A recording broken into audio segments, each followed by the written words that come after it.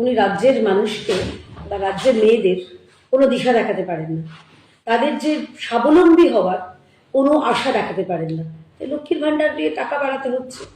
আমার প্রশ্ন হচ্ছে যে এই লক্ষ্মীর ভাণ্ডার বাড়াচ্ছেন, খুব ভালো সামাজিক প্রকল্প, রাজ্যের উন্নয়ন কটা করেছেন সেটার বিষয়টি একটা শ্বেতপত্র প্রকাশ করবেন, নাকি রাজ্যের মানুষকে শুধু এবং শুধুমাত্র ভাতাজীবী করে রাখবেন? ভারতীয় জনতা পার্টি আমাদের প্রতিশ্রুতি হচ্ছে আমরা ভাতও দেব, ভাতাও দেব, আমাদের রাজ্যের মেয়েদের সুরক্ষাও দেব, সম্মানও দেব, তাদের স্বপ্ন বাস্তবায়িত করার দায়িত্ব ভারতীয় জনতা পার্টির।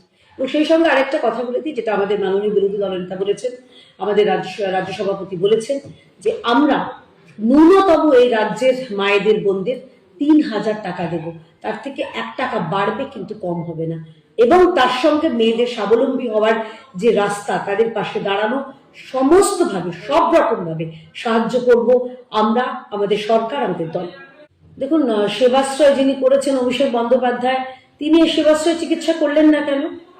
তিনি চোখের চিকিৎসা করতে দুবাই, বাবাই, আমেরিকা, লন্ডন, সিঙ্গাপুর যাচ্ছেন কেন? সেবাশ্রয় চিকিৎসা করুন না। নাকি সেবাশ্রয় আপনি বিলক্ষণ জানেন যে কিরকম চিকিৎসা হবে? এইসব করে লাভ নেই। নন্দীগ্রামে সাহস থাকলে আপনার পিসিকে বলুন আবার দাঁড়াতে। আগের বার ১ নয় ৫-৬ হয়েছিল, এবার আরো বেশি মার্জিনে বিরোধী দলনেতা আপনাকে হারিয়ে, এইবার, আগের বার তো কম্পার্টমেন্টাল মুখ্যমন্ত্রী হয়েছিলেন, এইবার বাপি বাড়ি যা হয়ে প্রাক্তন মুখ্যমন্ত্রী হবে।